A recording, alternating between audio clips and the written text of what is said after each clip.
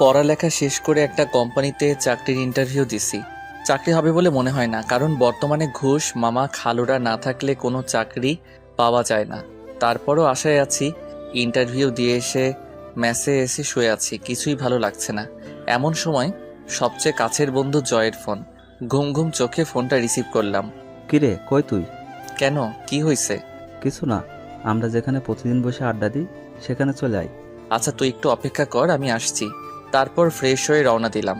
যেতে যেতে বরং আপনাদের আমার পরিচয়টা দিয়ে যাক। আমি হলাম অভ্র।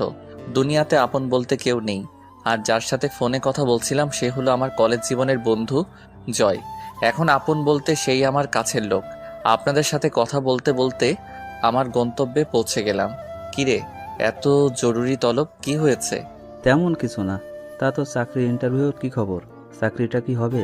তুই তো জানিস বর্তমান এত সহজে চাকরি পাওয়া যায় না। তারপরও তারা বলছে 2 দিন পর জানাবে। আরে তুই কোনো টেনশন করিস না, দেখিস চাকরিটা ঠিক হয়ে যাবে। হুম, তাই যেন হয়। তারপর জয়ের সাথে আড্ডা দিয়ে রাতে ম্যাচে ফিরলাম। 2 দিন পর দুপুরবেলায় ম্যাচে শুয়ে আছি, এমন সময় ম্যাচের কেয়ারটেকার এসে একটা চিঠি দিয়ে গেল। চিঠিটা খুলতেই দেখলাম 2 দিন আগে যেই কোম্পানিতে চাকরির ইন্টারভিউ দিছিলাম চিঠিটা সেখান থেকে এসেছে। চিঠিটা পড়ে দেখলাম চাকরিটা হয়ে গেছে। আমি এটা দেখে সাথে সাথে জয়কে ফোন দিলাম। হ্যালো জয়, কোথায় তুই? কেন, কি হয়েছে? আরে ভাই, ফোনে বলা যাবে না, তুই তাড়াতাড়ি দেখা কর। আচ্ছা, আমি এখনই আসছি। তারপর জয় আসলো। এবার বল, কি এমন কথা যা ফোনে বললি না? আরে দোস্ত, তুই তো জানিস যে 2 দিন আগে আমি একটা চাকরির ইন্টারভিউ দিছিলাম। হ্যাঁ, তো কি হয়েছে? আজ সেই কোম্পানি থেকে চিঠি আসছে। তা চিঠিতে কি লেখা আছে? দোস্ত, চাকরিটা হয়ে গেছে। বলিস কি রে? তাড়াতাড়ি ট্রিট দে। আরে বোকা, শুধু কি ট্রিট? চল, আজ আমার পক্ষ থেকে তোকে ডিনার করাবো। তারপর ডিনার শেষে তাড়াতাড়ি চলে আসি, কারণ কাল সকালে আবার জীবনের নতুন একটা ধাপ শুরু হতে চলছে। মানে আমার চাকরি জীবনের শুরু। সকালে ঘুম থেকে উঠে তাড়াতাড়ি অফিসের জন্য তৈরি হয়ে রওনা দিলাম, যাতে প্রথম দিন যে করি হোক দেরি না হয়। অফিসের লিফটে প্রবেশ করার সময় কিছু একটার সাথে ধাক্কা খেলাম, কিন্তু কিসের সাথে যে ধাক্কা খেলাম তা খেয়াল করি না। পরে এক টিমে বলে উঠল, এই যে মিস্টার, চোখে দেখেন না? জি, আমি না হয় চোখে দেখি না, ঠিক আছে। তা আপনার চোখ কি বাসায় রেখে আসছেন? কি বললেন আপনি? কেন, চোখের সাথে সাথে কি কানেও সমস্যা নাকি যে শুনতে পাননি? আপনার সাহস তো কম না, যাতা বলে যাচ্ছেন। যাতা কোথায় বললাম? ধুর, যত সব ফালতু। কথাটা বলে চলে গেল। আমিও লিফট থেকে নামতে যাব, তখনই এক ছেলে ডাক দিয়ে বলল, কি ভাই, নতুন মনে হচ্ছে? হ্যাঁ। ভাইয়ের ভাগ্যটা মনে হয় ভালো না। কেন ভাই, এমন করে বলছেন কেন? আপনি যে মেয়েটার সাথে এতক্ষণ কথা কাটাকাটি করলেন, আপনি জানেন সে কে? কেন, কে সে? এই অফিসের বসের একমাত্র মেয়ে। বলেন কি? তাহলে তো মনে হয় চাকরিটার হলো না। দেখেন কি আছে কপালে। লোকটার কথা শুনে মনটা খারাপ হয়ে গেল। নিজেকে মারতে ইচ্ছে করছে। কি দরকার ছিল মেয়েটার সাথে কথা কাটাকাটি করার? একটু সরি বললেও তো সব ঠিক হয়ে যেত। এসব কথা ভাবতে ভাবতে বসের কেবিনের দিকে যেতে লাগলাম। কেবিনের সামনে গিয়ে ভয়ে ভয়ে দরজাটা খুলে বললাম, স্যার আমি কি ভিতরে আসতে পারি? আসুন। তারপর আমি ভিতরে গিয়ে দেখি স্যারের মেয়েও ভিতরে বসে আছে। বসুন। আর তুমি তো নতুন, তাই না? জি স্যার। তা তোমার নামটা জানো কি? অভ্র। চেহারার সাথে নামটাও পুরাই জোকার। কথাটা বলে সে কেবিন থেকে বার হয়ে গেল। ও হচ্ছে আমার মেয়ে রিয়া। ওর কথাই কিছু মনে করো না বাবা, ও একটু এমনই। আসলে মা মরা মেয়েটা আমার আদর যত্নের কমতি রাখিনি, তাই কিছু বলি না। না স্যার, আমি কিছুই মনে করি নাই। মনে মনে আল্লাহকে অসংখ্য ধন্যবাদ দিলাম, কারণ রিয়া স্যারকে কিছুই বলে নাই। রিয়ার নামটা যেমন সুন্দর, রিয়া দেখতে অনেক সুন্দর, শুধু একটু রাগী। তাহলে যাও, তাহলে আজ থেকে কাজে লেগে পড়ো। তারপর স্যারের কেবিন থেকে বের হয়ে গেলাম। ম্যানেজার সাহেব আমাকে একটা কেবিন দেখিয়ে দিলেন, আমি গিয়ে সেখানে বসলাম। এভাবে সময়টা খুব ভালোই কাটছিল। এর ভিতরে ম্যাচ চেঞ্জ করে এখন একটা ফ্ল্যাট বাসায় থাকি। একদিন স্যার আমাকে তার কেবিনে ডাকলেন। আমি কেবিনের দিকে যাচ্ছি আর ভাবছি হঠাৎ স্যার কি মনে করে ডাকলেন। এইসব কথাগুলো ভাবতে ভাবতে স্যারের কেবিনের সামনে চলে এসেছি। দরজার সামনে গিয়ে আমি বললাম, স্যার আসতে পারি? আরে অভ্র, আসো আসো, ভেতরে এসে বসো। ধন্যবাদ স্যার। আমাকে হঠাৎ করে ডাকলেন কেন স্যার? ও হ্যাঁ, এই নাও। আমার দিকে একটা কার্ড এগিয়ে দিয়ে, এটা কিসের কার্ড স্যার? এটা হচ্ছে আমার একমাত্র মেয়ে রিয়ার বিয়ের কার্ড, তাই অফিসের সবাইকে দাওয়াত দেওয়া হয়েছে, শুধু তুমি বাকি ছিলে। আমি কার্ডটা খুলে পড়তে লাগলাম। বিয়ের বাকি আর মাত্র 2 দিন। পড়া শেষ করে স্যারকে বিদায় জানিয়ে স্যারের কেবিন থেকে চলে আসি। তারপর নিজের কেবিনে এসে জয়কে ফোন দিলাম। রিং হচ্ছে তো হচ্ছে, ফোন রিসিভ করার কোনো কথাই নেই। হ্যালো, কিরে ফোন ধরতে এত দেরি করলি কেন? একটু কাজে ব্যস্ত ছিলাম, এই আর কি। খুব কি ব্যস্ত নাকি? আরে না, বল তুই কেন ফোন দিলি? আজ বিকেলে একটু দেখা করিস। কেন রে, কিছু হয়েছে নাকি? না রে, তোর সাথে একটু কাজ আছে। আচ্ছা, তাহলে বিকেলে দেখা হচ্ছে। ওকে। বিকেলে জয়ের সাথে দেখা করতে গেলাম। কিরে, তোর আসতে এত দেরি হলো যে? আর বলিস না, রাস্তায় যে জ্যাম, তারপর আবার অফিস থেকে বের হতে একটু দেরি হয়ে গেছে। ও আচ্ছা, তাহলে বল তোর খবর কি? নতুন বাসায় যাওয়ার পর তো তোর সাথে দেখাই হয় না। এই তো চলছে কোনো রকম। ও শোন, তোকে যে জন্য ডেকেছি, বল শুনি। তোকে আমার সাথে এক জায়গায় যেতে হবে, তুই কিন্তু না বলতে পারবি না। তা না হয় যাওয়া যাবে, কিন্তু যাবিটা কোথায়? একটা বিয়েতে। কি, তুই আমাকে না জানিয়ে বিয়ে করছিস? আরে কি বলিস এসব? তোকে ছাড়া আমি এসব করবো তুই ভাবলি কি করে? তাহলে কার বিয়েতে যাওয়ার কথা বলছিস? আরে স্যারের মেয়ের বিয়ে, তাই স্যার অফিসে সবাইকে দাওয়াত করছে। তা বিয়েটা কবে শুনি? এই তো 2 দিন পর। বুঝলাম। তা বিয়েতে কি উপহার দিবি, কিছু কি ভাবছিস? আরে সেই জন্যই তো তোকে আজ ডাকছি, না হলে তোকে বিয়ের দিন বলতাম। আচ্ছা, আমি ভেবে দেখি কি দেয়া যায়, আর তুইও ভাব কেমন। আচ্ছা আজ তাহলে যাওয়া যাক। দেখতে দেখতে বিয়ের দিন চলে এলো। আমি আর জয় যথারীতিভাবে একটা ছোট উপহার নিয়ে বিয়ে বাড়িতে উপস্থিত হলাম। বাড়িটা অনেক সুন্দর করে সাজানো হয়েছে, কিন্তু আমরা যখন বাড়ির ভিতরে প্রবেশ করলাম তখন অনেকটা অবাক হলাম। আরে ভাই, অবাক না হয়ে কি কোনো উপায় আছে? একে তো বিয়ে বাড়ি, তারপরও চারপাশ কেমন নীরব হয়ে আছে। কিরে শালা, ভুল করে কোন বাড়িতে এসে পড়লাম নাকি? আমারও তো তাই মনে হচ্ছে। দাঁড়া, ঠিকানাটা আরেকবার ভালো করে দেখে নি। তাই দেখ তাড়াতাড়ি। না রে ভাই, ঠিকানা তো ঠিকই আছে। তাহলে মানুষজন সব কোথায়? চল একটু ভেতরে গিয়ে দেখি। তারপর আমরা দুইজনে আরেকটু ভিতরে যেতে কিছু মানুষ দেখতে পেলাম। সবাই যেন নীরব হয়ে আছে, কারো মুখে কোনো কথা নাই। আমি আমার একজন কলিগকে জিজ্ঞাসা করলাম, কি হয়েছে ভাই, সবাই এমন নীরব কেন? কি আর হবে, স্যারের মেয়ে যার সাথে বিয়ে হওয়ার কথা ছিল তারা নাকি এখন আর আসবে না। আসবে না মানে? তারা এমনটা কি করে করতে পারে? তারা নাকি স্যারের সাথে ব্যবসায়িক শত্রুতার জন্য এমনটা করেছে, শুধুমাত্র প্রতিশোধ নেওয়ার জন্য। এ তো পুরো বাংলা ছায়াছবির মতো কাহিনী। কি বলিস তুই এসব? আমি আমার কলিগকে জিজ্ঞেস করলাম, স্যারকে কোথাও দেখছি না যে, কোথায় সে? এইসব কথা শোনার পর সে অসুস্থ হয়ে পড়েছে, তাই তাকে হাসপাতালে নিয়ে যাওয়া হয়েছে। কোন হাসপাতালে? তারপর তার কাছ থেকে হাসপাতালের ঠিকানাটা নিয়ে হাসপাতালে গেলাম। সেখানে পৌঁছে দেখি রিয়া ম্যাডাম বাইরে বসে কান্না করছে। বধূর সাথে তাকে দেখতে একদম লাল পরীর মতো লাগছিল। আমি তার কাছে গিয়ে জিজ্ঞেস করলাম, স্যার এখন কেমন আছে? একটা রুমের ভেতর থেকে একজন ডাক্তার বাইরে এসে বলে, আপনাদের মধ্যে অব্রকে? জি আমি। কেন, কি হয়েছে? আপনাকে উনি রাখছে। স্যারকে উদ্দেশ্য করে কথাটা বললেন। আমি আর কিছু না ভেবে আমি আর জয় দুইজনে একসাথে স্যারকে যেখানে রাখা হয়েছে সেখানে গেলাম। স্যার আমাকে দেখে বললেন, বাবা অব্র, তোমার সাথে আমার কিছু কথা ছিল। হ্যাঁ স্যার বলুন। অব্র, এতক্ষণে তো সব ঘটনাই শুনতে পারছো। তা বাবা, তুমি আমার একটা কথা রাখবে? স্যার কি কথা, আপনি আমায় বলুন, আমি অবশ্যই আপনার কথা রাখার চেষ্টা করব। আসলে তোমাকে যে কথাটা কিভাবে বলি ঠিক বুঝে উঠতে পারছি না। কথাটা তুমি কিভাবে নিবে তা আমি জানি না, তবে স্যার আপনি বলুন। অব্র, তোমার যদি কোনো সমস্যা না থাকে তুমি তাহলে আমার মেয়েকে বিয়ে করো। অফিসের বস হিসেবে না, একজন বাবা হিসেবে তোমাকে আমি এই কথাটা বলছি। কোনো কথাই বের হচ্ছে না। আসলে স্যারের কথা শুনে আমি কি উত্তর দিব তা আমি বুঝতে পারছি না। স্যার আমার চুপ করে থাকতে দেখে আবারও বললেন, বাবা এভাবে চুপ করে থেকো না, তুমি একটু ওকে বুঝাও। জয়কে উদ্দেশ্য করে বলল কথাটা। জয় আমাকে একপাশে গিয়ে বলল, দেখ ভাই, তুই তো স্যারের কথাটা মেনে নে। সে এত করে রিকোয়েস্ট করছে, তুই আর না করিস না। আর বিয়ে আজ না হয় কাল তো করতেই হবে, তাই না? তুই তো আমার কোনো কথাই অমান্য করিস না, তাই এই কথাটাও রাখ। কি রে, এত কি ভাবছিস? হ্যাঁ বলে দে। আমি তোমাকে হাত জোর করছি বাবা, তুমি আমাকে ফিরিয়ে দিও না প্লিজ। এ কি করছেন স্যার, আপনি আমার গুরুজন, আপনার কথায় আমি রাজি, কিন্তু কিন্তু কি? রিয়া ম্যাডাম কি রাজি হবে? ও, তুমি চিন্তা করো না, আমার কথা ও কখনো অমান্য করবে না। তারপর স্যার রিয়া ম্যাডামকে ভেতরে ডাকলেন। রিয়া ম্যাডাম তার চোখ মুছতে মুছতে ভেতরে আসলেন। তারপর স্যার তাকে বললেন, রিয়ামা, আমার একটা কথা রাখবি? কি কথা বাবা, বলো। তোমার সব কথাই আমি রাখবো। মারে, তুই অব্রকে বিয়ে কর। দেখ মা, আমার মান সম্মান এখন সব তোর উপর, তুই আর না করিস না, তুই রাজি হয়ে যা। বাবা তুমি যা ভালো বুঝো তাই করো তাহলে। তোমায় বলেছি না আমার মেয়ে কখনো আমার কথার অবাধ্য হবে না, তাহলে আজই তোমাদের বিয়ে হবে। যা আপনি ভালো মনে করবেন। তাহলে আমি একটু আসি, তোরা একটু অপেক্ষা কর। তুই আবার কোথায় যাবি এখন? বারে, তোর বিয়ে, তোর ভাবিকে একটু জানাতে হবে না? এই কথা বলে বাইরে চলে গেল জয়। চলো তাহলে বাসায় যাওয়া যাক। আমাদের দুইজনের উদ্দেশ্য করে বলল কথাটা। কিন্তু তোমার শরীর তো ভালো নেই। না রে মা, তোর বিয়ে হলে আমার শরীর এমনিতেই ঠিক হয়ে যাবে। তারপর স্যার আর আমরা সবাই মিলে স্যারের বাসায় গেলাম। আরে বুঝতে পারছেন না কেন যাচ্ছি? আরে ভাই, আজ যে আমার বিয়ে। অবশেষে আমাদের বিয়েটা খুব ভালোভাবে হয়ে গেল। এখন আমি বাসর ঘরে বাইরে জয়ের সাথে দাঁড়িয়ে আছি। জয় আমাকে জোর করে বাসর ঘরে ঢুকিয়ে দিল। আমি ঘরে প্রবেশ করে দেখি রিয়া ম্যাডাম বিছানায় বসে আছে। আমি আস্তে করে দরজাটা লাগিয়ে ঘুরে দেখি রিয়া ম্যাডাম আমার সামনে দাঁড়িয়ে আছে। আমি তাকে আমার সামনে দেখে কিছুটা ঘাবড়ে যাই। আমি ভাবছিলাম সে হয়তোবা আমাকে সালাম করার জন্য খাট থেকে নেমে আসছে, কিন্তু আমার ধারণাকে ভুল প্রমাণ করে সে আমাকে যা বলল তা শোনার জন্য আমি মোটেও প্রস্তুত ছিলাম না। এই যে, আপনি আমাকে বিয়ে করলেন কেন? চুপ করে আছি, কি বলবো ঠিক বুঝে উঠতে পারছি না। কি হলো, চুপ করে আছেন কেন? না মানে আপনার বাবা বলেছে তাই। বাবা বলল আর আপনি রাজি হয়ে গেলেন? কেন, আপনি কি এই বিয়েতে খুশি নন? না। তাহলে আপনি বিয়ের জন্য হ্যাঁ বললেন কেন?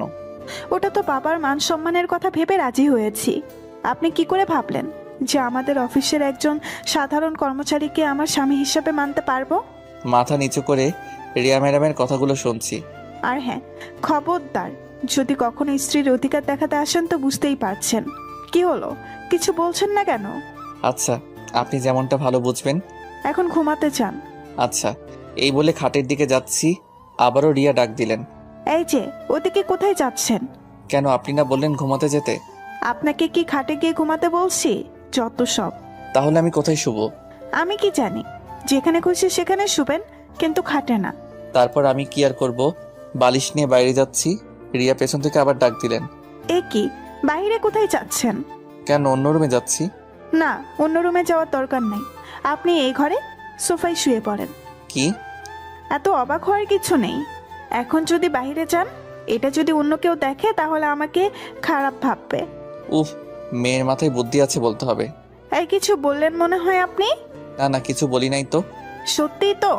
হ্যাঁ সত্যি, আমি কিছুই বলি নাই। তারপর আর কি করার, চুপচাপ সোফায় গিয়ে শুয়ে পড়লাম। একটু পর আমি আবার বললাম, কি হলো, লাইটটা বন্ধ করছেন না কেন? যদি লাইট বন্ধ করলে আপনি খারাপ কিছু করেন? কি, আমাকে দেখে কি আপনার এমন মনে হয়? না, আপনাকে দেখে ঠিক মনে হয় না, তারপরেও তো বলা যায় না কার মনে কি চলে। আমি কিছুটা রাগ করে রুম থেকে বাইর হয়ে চলে যাচ্ছি, তখন আবার রিয়া বলল, এ কি, আবার কোথায় যাচ্ছেন? কেন, আমি এই রুমে থাকলে তো খারাপ কিছু করতে পারি, তাই আমি চলে যাচ্ছি। এই না না, আর বাইরে যেতে হবে না, আমি লাইট বন্ধ করে দিচ্ছি। কিন্তু? আবার কিন্তু কি? তাহলে ড্রিম লাইটটা জ্বালিয়ে রাখি। ওকে রাখেন। দূর, মেজাজটাই খারাপ করে দিল।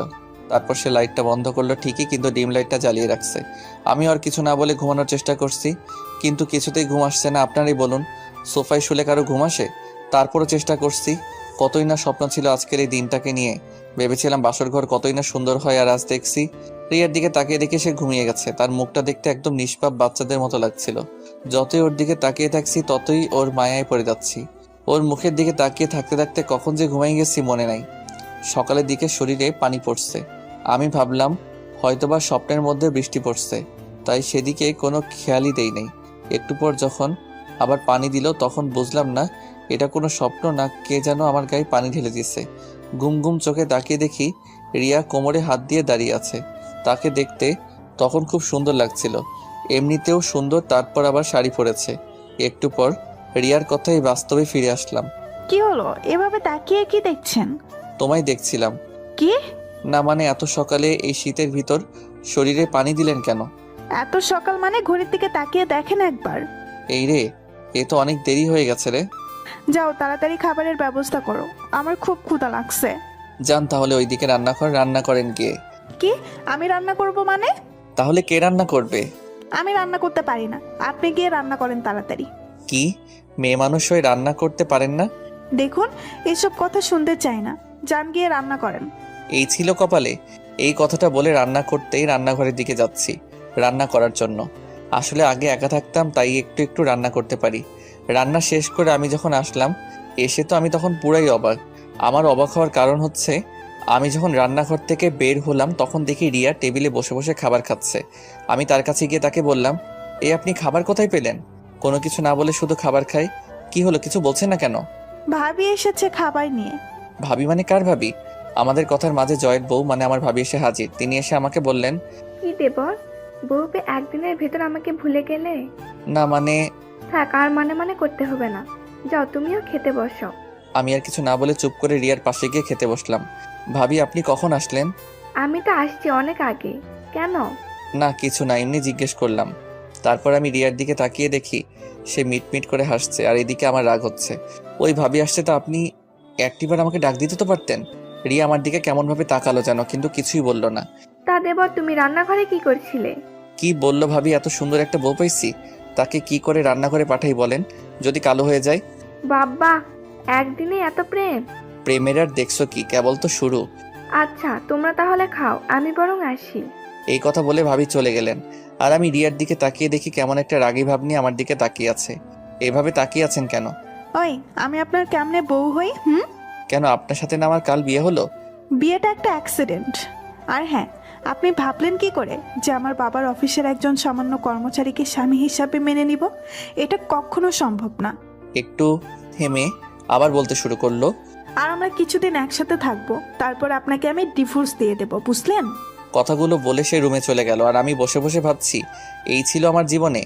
যখন একা ছিলাম তখন তো খুব ভালো ছিলাম। কথাগুলো ভাবতে ভাবতে নিজের অজান্তেই কখন যে চোখে পানি চলে আসছে তা বুঝতে পারি নাই। সারাদিন আর রিয়ার সামনে যাই নাই। রাতে তার কাছে গিয়ে বললাম, সারাদিন তো কিছু খেলেন না, আসুন এখন কিছু খেয়ে নিন। কে বলছে আমি সারাদিন না খেয়ে আছি? আর আপনার খাওয়া আপনি খেয়ে নেন। আর আপনি?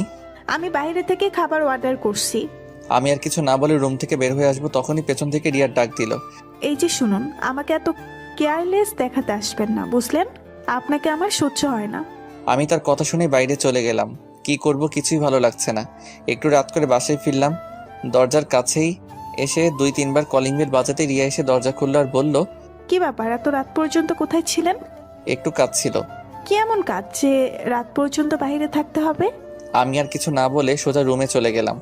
গিয়ে সোফায় শুয়ে পড়লাম। রিয়াও আমার পিছু পিছু আসলো এবং খাটে গিয়ে বসে পড়লো। দুইজনেই নীরব হয়ে আছি। একটু পর নীরবতা ভেঙে আমি বলতে শুরু করলাম, আপনাকে আমি ডিভোর্স দিয়ে দিব। সত্যি? সত্যি। তবে তবে কি? আমাদের 6 মাস একসাথে থাকতে হবে। আপনাকে তো আমি একদমই সহ্য করতে পারছি না, আর আপনি বলছেন 6 মাস একসাথে থাকার কথা। কি করবেন বলুন? কিছু পেতে হলে একটু তো কষ্ট করতে হবে। আর 6 মাসই তো, দেখতে দেখতে চলে যাবে। ঠিক আছে। রাতে দুইজনের ভিতর আর কোনো কথাই হয়নি। সকালে ঘুম থেকে উঠে দেখি রিয়া এখনো ঘুমিয়ে আছে, তাই তাকে আর জাগালাম না। সত্যি ঘুমন্ত অবস্থায় রিয়াকে একদম নিষ্পাপ শিশুর মতো মনে হচ্ছে। আমি হালকা পাতলা নাস্তা তৈরি করে রিয়ার জন্য ডেকে অফিসের জন্য বেরিয়ে পড়লাম। অফিসে যেতেই স্যারের সাথে দেখা। আরে অব্র বাবা যে, তুমি অফিসে আসতে গেলে কেন? আর কয়দিন পরে আসতে পারতে। না স্যার, আসলে কিছু পুরন কাজ আছে, ওগুলো করতে হবে। ও আচ্ছা, তারপরও? না স্যার, আমার কোনো সমস্যা নাই। আচ্ছা, তাহলে একটু পর আমার কেবিনে এসে দেখা করো, কেমন? ঠিক আছে স্যার। তারপর আমি আমার কেবিনে এসে বসে বসে কাজ করছি। তখন স্যারের ফোন। আমি ফোন রিসিভ করতেই, অব্র, এখন আমার কেবিনে এসে দেখা করো। এই কথাটা বলেই ফোনটা কেটে দিল। তারপর আমি স্যারের কেবিনে গেলাম। তখন স্যার আমাকে বসতে দিয়ে বলতে শুরু করলেন, অব্র, তুমি তো জানো যে রিয়া আমার একমাত্র সন্তান। ও ছাড়া আমার আর কেউ নেই। আপনার কথা আমি ঠিক বুঝতে পারছি না। এই যে আমার এই যে সম্পত্তি দেখছো, সবই তো এখন তোমাদের। তাই বলছিলাম কি, তুমি যদি এখন আমার কোম্পানির দায়িত্বটা নিতে। সরি স্যার, আমাকে মাফ করবেন। আমি আপনার এই কথাটি রাখতে পারবো না। কিন্তু কেন বাবা? আমি আপনার মেয়ের স্বামী বলে আপনি আমাকে আপনার কোম্পানির দায়িত্ব দিতে চাচ্ছেন, কিন্তু আমি এটা চাই না। আমি বিয়ের আগে যেমন আপনার অফিসের কর্মচারী ছিলাম, আমি চাই এখনো কর্মচারী হিসেবে থাকতে। কি বলবো বাবা তোমায়, তোমার প্রতি আমি এমনিতেই কৃতজ্ঞ। তারপরও আজ তোমার কথা শুনে গর্বে আমার বুকটা ভরে গেছে বাবা। কথাগুলো কেঁদে কেঁদে বললেন। এ কি স্যার, আপনি কাঁদছেন কেন? আমার মেয়ের অনেক সৌভাগ্য যে তোমার মতো একজনকে জীবন সঙ্গী হিসেবে পেয়েছে। স্যারের মুখে এই কথা শোনার পর আমার মুখ দিয়ে আর একটা কথাও বের হচ্ছে না, শুধু দুচোখ দিয়ে পানি পড়ছে। তারপর স্যারের কাছ থেকে বিদায় নিয়ে নিজের কেবিনে এসে বসে আছি, কিন্তু কাজে মন দিতেই পারছি না। তারপর অফিস ছুটি হলে বাসায় আসলাম। বাসায় এসে কলিং বেল বাজানোর কিছুক্ষণ পর এসে রিয়া দরজা খুলে দিয়ে চলে গেল। আমি ভেতরে প্রবেশ করার পর খাবার টেবিলের দিকে চোখ যেতেই মনটা খারাপ হয়ে গেল, কারণ আমি সকালে যে খাবার রিয়ার জন্য রেখে গেছিলাম সে খাবার এখনো সেখানে আছে। তার মানে রিয়া আমার বানানো খাবার খায়নি। এটা দেখে আমার মন আরো খারাপ হয়ে গেল। এর ভিতর জয়ের ফোন। আমি ফোন রিসিভ করতেই, হ্যালো। কিরে বন্ধু, বিয়ে করে আমাদের একদম ভুলে গেলি নাকি? কি যে বলিস তুই, তোকে কি কখনো ভুলতে পারি? বুঝলি তো, নতুন বউ নিয়ে খুব সুখে আছো মনে হচ্ছে। সুখে আছি না ছাই, তোকে যদি বলতে পারতাম কেমন সুখে আছি তাহলে তুই বুঝতে পারতি। কিরে চুপ করে আছিস কেন? কই চুপ করে থাকলাম? আচ্ছা, যদি ফ্রি থাকিস তাহলে দেখা করি। হ্যাঁ রে, ফ্রি আছি। তাহলে চলে আয় সেই জায়গায়। আচ্ছা তুই অপেক্ষা কর, তারপর আমি বাসা থেকে বের হতে যাব, তখনই রিয়া আমাকে পেছন থেকে ডাক দিল। কোথায় যাও? হুম? কেন, কি হয়েছে? না, কিছু হয়নি, কিন্তু তুমি রাত করে বাড়ি আসবে, এতে আমার ঘুমের অসুবিধা হয়। আপনাকে জেগে থাকতে হবে না, আপনি বরং ঘুমিয়ে থাকবেন। তাহলে দরজা খুলবে কে? আমার কাছে দরজার আলাদা চাবি আছে, আপনি দরজায় তালা দিয়ে শুয়ে থাকবেন, সমস্যা নেই। ঠিক আছে। জানি না তোমাকে কিভাবে এতদিন সহ্য করব। এই কথাটা বলে রিয়া চলে গেল, আর আমিও বাসা থেকে বের হয়ে জয়ের কাছে গেলাম। কিরে, আসতে এত দেরি করলি কেন? এই তো জ্যাম ছিল। ও আচ্ছা, তাহলে বল, কেমন উপভোগ করছিস বিবাহিত জীবন? আরে বিবাহিত জীবন আর শুরু করলাম কোথায়, মাত্র তো 2 দিন হলো। তোর ভাগ্যটা অনেক ভালো, এত বড় লোকের মেয়ে তোর ঘরের বউ। বন্ধু, তার বলতে হবে না। মনের ভিতর কষ্ট রেখে মুখে একটা হাসি দিয়ে কথাটা বললাম। শোন, তোকে যে জন্য ডাকা হয়েছে। বল তাহলে। মানে, আমাদের ভার্সিটির কিছু বন্ধু বান্ধব তোর বউকে দেখতে চাইছে। আমি বলেছি তোর কাছে শুনে তাদের জানাবো। জয়ের কথাটা শুনে চিন্তায় পড়ে গেলাম, কি করে রিয়াকে কথাটা বলি। সে তো কিছুতেই রাজি হতে চাইবে না, আর জয়কে বা না করি কিভাবে। কি হলো, চুপ করে আছিস কেন? কোনো সমস্যা? না, কোনো সমস্যা নাই। আমি বরং বাসায় গিয়ে তোকে ফোন করে জানাবো এই বিষয়ে। আচ্ছা ঠিক আছে। জয় আর আমি আরো কিছু কথা বলে যে যার বাসায় চলে আসলাম। বাসায় এসে দরজা খুলে ভেতরে প্রবেশ করলাম। রুমে গিয়ে দেখি রিয়া ঘুমিয়ে আছে। ঘুমিয়ে থাকা অবস্থায় তাকে দেখতে অনেক সুন্দর লাগছে। রাতে আর তাকে ঘুম থেকে ডাকলাম না, আমি সোফায় গিয়ে শুয়ে পড়লাম। সকালে ঘুম থেকে উঠে যথারীতিভাবে আমি রিয়ার জন্য নাস্তা বানিয়ে টেবিলে রেখে অফিসের উদ্দেশ্যে ঘর থেকে বের হয়ে আসি। রিয়া তখনও ঘুমিয়ে আছে। অফিসে এসে কাজ করছি, আর মনের ভিতর শুধু একটা কথাই ঘুরপাক খাচ্ছে, কি করে রিয়াকে বলি যে আমার সকল বন্ধুরা তাকে দেখতে চাইছে। ও তো আমাকেই সহ্য করতে পারে না, আর আমার সাথে কথা বলার সময় এমনিতেই রেগে কথা বলে। অফিস ছুটির পর বাসায় এসে সোফায় বসে বসে ভাবছি, রিয়াকে কি এখন কথাটা বলবো? ধুর, যা আছে কপালে বলে দেই। আপনার সাথে একটা কথা ছিল। রিয়া টিভি দেখছিল, আমার কথা শুনে আমার দিকে মুখ ঘুরিয়ে বলল, আপনাকে তো আমার ভালোই লাগে না, আর কথা আর কি শুনবো। তারপরেও বলুন, কি বলতে চান? না মানে আমার কিছু বন্ধুরা আপনাকে দেখতে চেয়েছে। কেন আমাকে দেখতে চেয়েছেন কেন? আপনি আমার বউ না, তাই দেখতে চাইছে। হই, আমি আপনার বউ হই? হ্যাঁ, আপনাকে বলছি আমি আপনাকে স্বামী হিসেবে মানি না, তাহলে আমি আপনার বউ হই কি করে? যত দ্রুত সম্ভব আমাকে ডিভোর্স দিয়ে দিবেন, বুঝলেন? আমি আর কিছু বললাম না। রিয়ার কথাগুলো শুনে নিজের অজান্তেই চোখ দিয়ে এক ফোঁটা পানি চলে এলো। আমি রিয়ার সামনে থেকে চলে গেলাম। বারান্দায় দাঁড়িয়ে আকাশের দিকে তাকিয়ে ভাবছি, কি পাপ করেছিলাম যে যার জন্য আমাকে এত কষ্ট পেতে হচ্ছে। সকালে একটু তাড়াতাড়ি করে অফিসে চলে গেলাম। অফিসের কাজের ফাঁকে পকেটে হাত দিয়ে দেখি মোবাইলে টাকা নেই। মনে হয় সকালে তাড়াতাড়ি বাসা থেকে বের হওয়ার সময় মোবাইলটা ভুল করে বাসায় রেখে আসছি। এর মধ্যে স্যারের কেবিন থেকে ডাক আসলো, তাই স্যারের কাছে গেলাম। কেবিনে প্রবেশ করে দেখি একটি মেয়ে বসে আছে। আমি ভেতরে যেতে স্যার আমাকে বললেন, অভ্র, এনার সাথে পরিচিত হও। ইনি হলেন তোমার নতুন অ্যাসিস্ট্যান্ট মেঘা। মেঘা আমার দিকে হাসি মুখে হাতটা বাড়িয়ে দিয়ে বললেন, হ্যালো স্যার। হ্যালো। অভ্র, তুমি তাহলে মেঘাকে তার কাজ বুঝিয়ে দাও, কেমন? ঠিক আছে স্যার। তাহলে মিস মেঘা, তুমি অভ্রের সাথে যাও, সে তোমাকে তোমার কাজ বুঝিয়ে দেবে। Okay sir. তারপর আমি স্যারের কাছ থেকে বিদায় নিয়ে আমার কেবিনে চলে আসলাম, আর আমার পেছনে পেছনে মেঘাও আসলো। তারপর মেঘা আমাকে বলল, স্যার বলুন আমাকে কি করতে হবে? আপনার প্রথম কাজ হলো আমাকে স্যার বলা বাদ দিতে হবে। তাহলে আপনাকে কি বলে ডাকবো? আপনি আমাকে প্রয়োজন হলে নাম ধরে ডাকবেন, তবু স্যার বলবে না, আমার ভালো লাগে না। ডাকতে পারি, কিন্তু একটা শর্তে। কি শর্ত? আপনিও আমাকে আমার নাম ধরে ডাকবেন, আর আমাকে আপনি করে বলতে পারবেন না। আচ্ছা ঠিক আছে, এখন কাজের কথায় আসা যাক। ঠিক আছে। ওই যে কেবিনটা দেখছেন, ওটা এখন থেকে আপনার কেবিন। বাহ, ভালো তো, আপনার পাশে থাকা যাবে।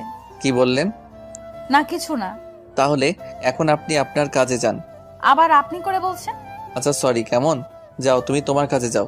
এবার হয়েছে? হ্যাঁ। তারপর আমি আমার কাজ করতে লাগলাম। অফিস ছুটি হলে আমি রিক্সার জন্য বাইরে দাঁড়িয়ে আছি। তখনই মেঘা এসে বলল, কি ব্যাপার, তুমি এখনো এখানে দাঁড়িয়ে কেন? রিক্সার জন্য দাঁড়িয়ে আছি। ও আচ্ছা, তা তোমার বাসা কোথায়? কেন? না মানে যদি কিছু মনে না করো, আমি তোমাকে তোমার বাসায় পৌঁছে দিতে পারি। আরে তুমি যাও, আমি ঠিকই রিক্সা পেয়ে যাব। আরে আসো তো। অনেকটা জোর করে আমাকে তার সাথে রিক্সায় তুলে নিল। আমিও রিক্সায় উঠে তার থেকে একটু দূরে বসার চেষ্টা করছি, যেন তার শরীরের সাথে টাচ না লাগে। আমার এই কাজ দেখে মেঘা বলল, আপনার কি কোনো সমস্যা আছে? কই না তো। তাহলে এত দূরে সরে বসে আছেন কেন? না ঠিক আছে, আমার কোনো সমস্যা হচ্ছে না। কিন্তু আমার সমস্যা হচ্ছে। কি সমস্যা? তুমি যেখানে বসে আছো যদি একটু ঝাঁকি লাগে তুমি তো পড়ে যাবে। তখন তো রাস্তার মানুষ ভাববে আমি তোমাকে ধাক্কা দিয়ে ফেলে দিছি। কি হলো, আমার দিকে এগিয়ে বসুন। তারপর আর কি করার, বাধ্য হয়ে তার দিকে এগিয়ে বসা লাগলো। এই মামা, রিক্সা থামাও। কেন রিক্সা থামাতে বলছো? কারণ আমার বাসার কাছে চলে আসছি। ও আচ্ছা, তাহলে বাই, কাল আবার দেখা হবে।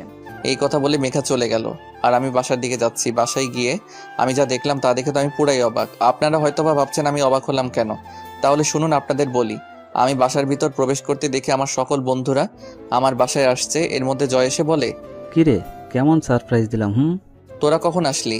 আমরা আসছি তো অনেক আগে। আমি মনে মনে ভাবছি, না জানি রিয়া কি করে, ও তো মনে হয় অনেক রেগে আছে। এখন এদের সামনে ওকে ম্যানেজ করি কিভাবে? আরে সকালে যখন ফোন দিলাম তখন তোর ফোন ভাবি রিসিভ করে, তারপর এইটুকু বলে থেমে যাই আর আমি বাকি কথাটুকু শোনার জন্য আগ্রহ নিয়ে জিজ্ঞাসা করলাম, তারপর কি বল? আবার থামলি কেন? তারপর ভাবিকে সব খুলে বললাম যে আমাদের বন্ধুরা তাকে দেখতে চায়, আর ভাবিও আমাকে বলল চলে আসতে, তাই সবাইকে নিয়ে চলে আসলাম। জয়ের কথা শুনে আমি আমার কানকে বিশ্বাস করতে পারছি না যে রিয়া ওকে এই কথাগুলো বলেছে। একটু পর দেখলাম নাস্তা হাতে রিয়া আর ভাবি আসছে। রিয়াকে দেখে তো আমি অবাক, কারণ রিয়া আজ শাড়ি পরেছে, এতে তাকে আরো সুন্দর দেখা যাচ্ছে। আমি রিয়ার দিকে তাকিয়ে আছি, এমন সময় রিয়ার চোখে চোখ পড়তে সে আমার দিকে রাগীভাবে তাকালো, আর আমি তখন মাথা নিচু করে নিলাম। বন্ধুরা সবাই চলে যাওয়ার পর আমি রিয়ার কাছে গিয়ে যেই ওকে বললাম, রিয়া তোমাকে অসংখ্য ধন্যবাদ। হয়েছে, আর ধন্যবাদ দিতে হবে না, আমি সব বুঝতে পারছি। এগুলো সব আপনারই প্ল্যান। আমার প্ল্যান মানে? কি মনে করো তুমি আমি কিছু বুঝি না? বারে, আমি আবার কি করলাম বলবে তো? তুমি তো আজ ইচ্ছে করে মোবাইলটা বাসায় রেখে গেছো যাতে তোমার বন্ধু আমাকে ফোন দিয়ে এসব বলে, আর আমি রাজি হয়ে যাই। আর তুমি ভালো করেই জানতে আমি তোমাকে না বলতে পারবো না। বিশ্বাস করো, এসব কিছুই আমি জানি না, আর আমি সত্যি বলছি মোবাইলটা আমি ভুল করে রেখে গেছিলাম। হয়েছে, আমার সামনে আর ভালো সাজা লাগবে না, যত সব।